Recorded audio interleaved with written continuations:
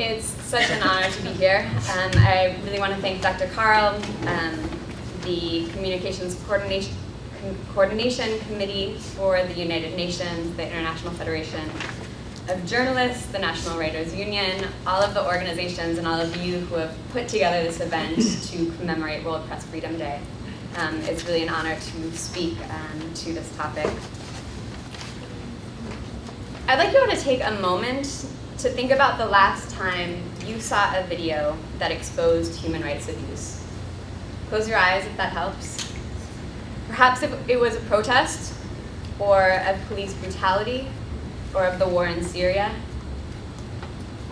I suspect many of you may have seen footage recently in the news or on your Twitter or Facebook feed that was captured by an eyewitness. You may not have known who was behind the footage, who was behind the camera, but it brought a faraway scene to your eyes to bear witness. I'm going to talk about the people behind that footage. As we celebrate World Press Freedom Day, these citizen reporters represent the new face of media. They are bringing us stories from more places and more perspectives than have ever before been covered by traditional media institutions. And their footage is bringing about social change. Because of them, the press has never been more free and never more at risk. So I'm going to take this opportunity to introduce you to a few of these individuals who have exposed injustice around the world. By taking out their camera and sharing what they witnessed, they conveyed information that society needed to know. Their footage is expanding the possibilities of journalism, which means we need to expand the ways we support press freedom. But first, a little bit about me and my experience that brought me to this conversation. Witness, as Dr. Carl noted, is an international organization that supports eyewitnesses, activists, lawyers, and human rights defenders to use video safely and effectively for human rights. We have trained thousands of people around the world, and we also work with technology companies so that their tools facilitate human rights documentation and don't put people at greater risk for being an eyewitness. As the leader of the Witness Media Lab, my role involves thinking through how the human rights community can use eyewitness footage to better document, monitor, and advocate for human rights. I came to Witness after several years reporting for public radio, newswires, magazines, and documentary film, here in this country, as well as in Latin America, the Caribbean, and West Africa.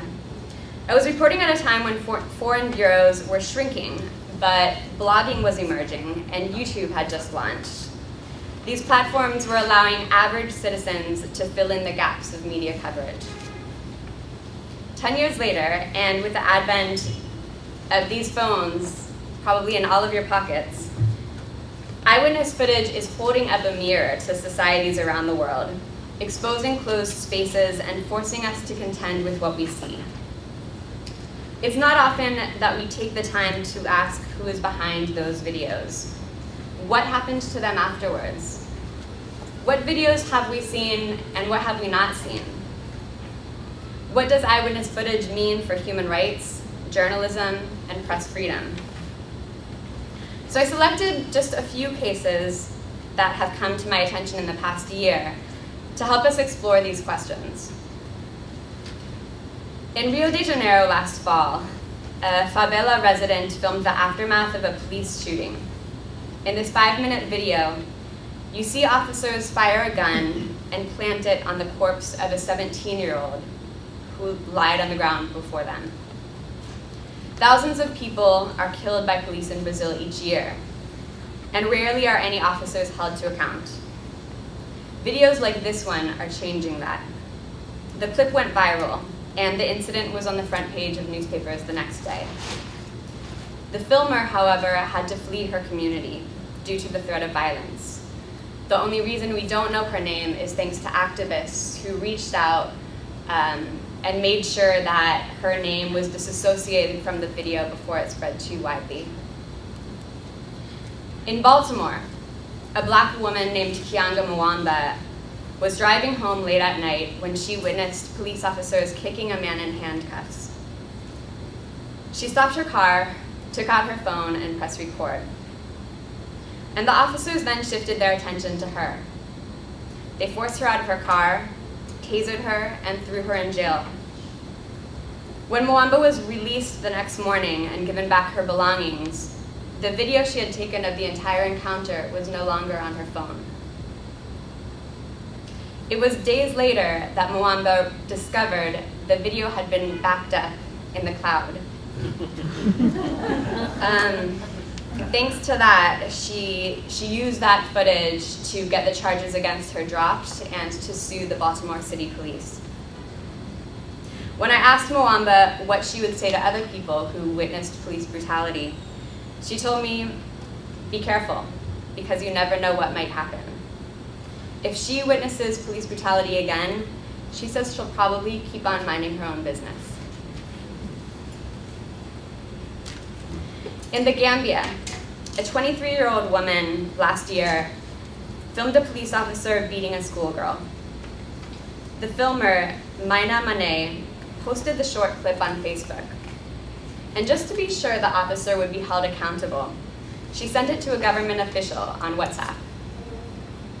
Less than 24 hours later, she received a call asking her to report herself to authorities. Mane was charged with violating the country's internet law, prohibiting citizens from posting footage that could tarnish the state's image. Rather than pay the exorbitant fee or spend time behind jail, she fled to another country where she now lives in exile.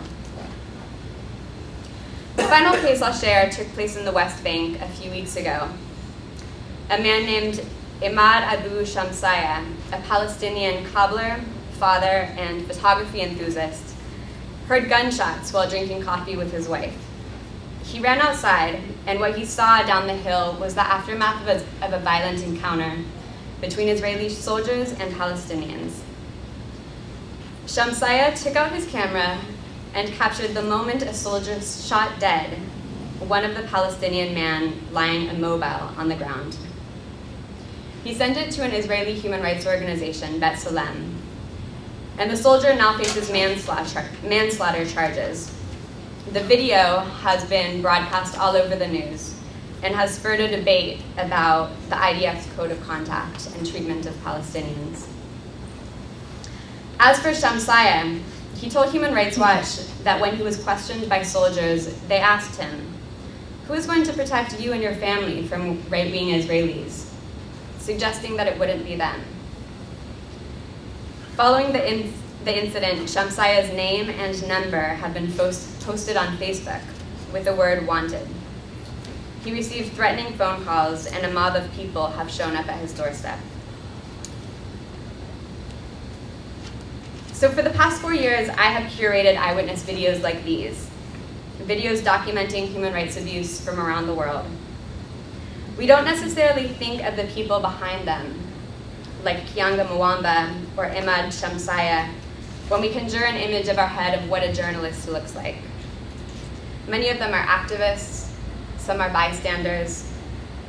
But by taking out a camera and pointing it at the actions of authorities charged with protecting them, they're acting from the same motivation of journalists, to make visible stories of injustice.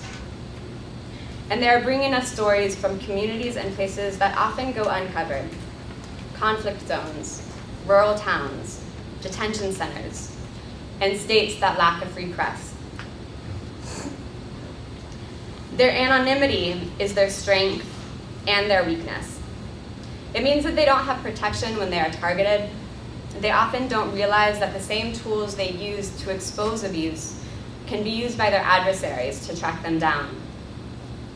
The reality is that individuals responsible for bringing us some of the most critical information today, information that is changing the way we see ourselves, our communities, our governments, those individuals are unknown, untrained, and at risk.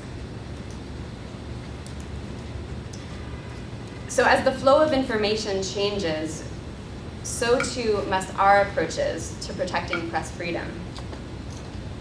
So how do we do that?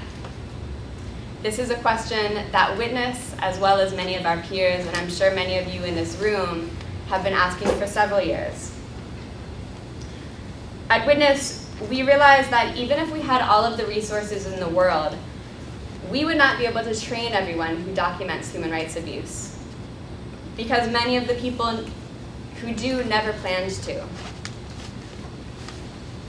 Like Kianga Mwamba and all of the other people whose videos have exposed police brutality in this country, they didn't download a specialized app to do that.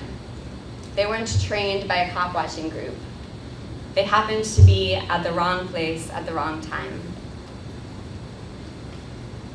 One way we have approached this is by working with technologists whose tools facilitate a documentation that can put filmers and citizens at risk.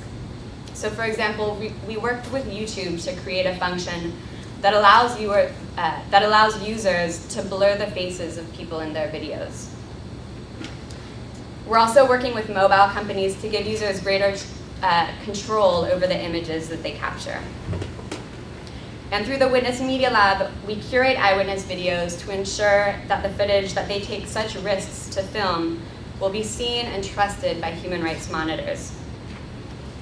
As we collaborate with media activists, we're also working to expose, and we collaborate with media activists who are working to expose human rights violations so that we can understand the emerging risks and challenges that they face. Recently, I had the opportunity to work with a group of people whose videos I had been watching from across the ocean. Their footage showed protests in the street that would inevitably be intervened by the police. In some, you would see just 4 women on the sidewalk, and as soon as they unfurled a protest banner, they would be rushed by men in uniform. These were taken in Western Sahara, a territory under dispute for more than 40 years. The Moroccan government prohibits any challenges to its sovereignty and has expelled and banned international journalists and human rights monitors that have reported on Sahrawi people's calls for self-determination. What this means is that the footage taken by local media activists and shared on YouTube and Facebook is pretty much the only visual documentation that exists of the experiences in Western Sahara. Earlier this year, I took part in a workshop with Sahrawi media activists. None of them had studied journalism. Many of them had been beaten or arrested for their work. One of them told me he lost his university registration after the government learned of his activism. A colleague of his lost his job as a high school teacher for his work assisting foreign reporters. One of those I met is Salha Butangiza, and I'd like to share this very short clip of her describing the risks that she's faced. خطر تحركاته دائما مراقبة، ليست لديه حرية تنقل، ليس في حرية كاملة، دائما تحت المجهر، دائما مراقب. يعني تعرضت للكثير من التعذيب والضرب والسحل. I asked Salha, why does she take these risks? She said, Western Sahara is completely absent in international media. So what am I waiting for? Who else is going to reflect our reality? Thanks to media activists and citizen journalists like Salha, we can witness the experience of Sahrawis in Western Sahara. Thanks to bystanders like Kianga Mwamba in Baltimore and countless others across the United States, we have witnessed the epidemic of police brutality in communities of color in this country. Thanks to anonymous filmers in Brazil's favelas, videos have exposed similar patterns there and begun a parallel conversation about race, class, and police accountability for police violence. Thanks to Mina Mane, Gambians have witnessed the treatment of school children by their police and have seen what internet law means for press freedom. Thanks to media activists like Imad Abu Shamsaya and the work of Israeli organization B'Tselem, the Israeli army's treatment of Palestinians and accountability for breaches of protocol is now under scrutiny. I'm an optimist, and so I celebrate these stories as examples of the reporting and the social change that is possible and that is yet to come, because so many more people can participate in journalism. No matter what we call the people behind the cameras, they are challenging all of us to take a closer look at our societies and respond to what we see. But these cases also offer a warning. Freedom of the press moving forward depends on the ability of all members of society to collect and disseminate information, and to do so without fear. So when governments use surveillance against media activists like Salha, when they shut down communications platforms, when they use anti-terrorism laws to criminalize citizen journalists, and when police officers demand a cell phone from a bystander recording an encounter, we need to respond. Because threats to citizen journalists are threats to freedom of information for us all. Thank you.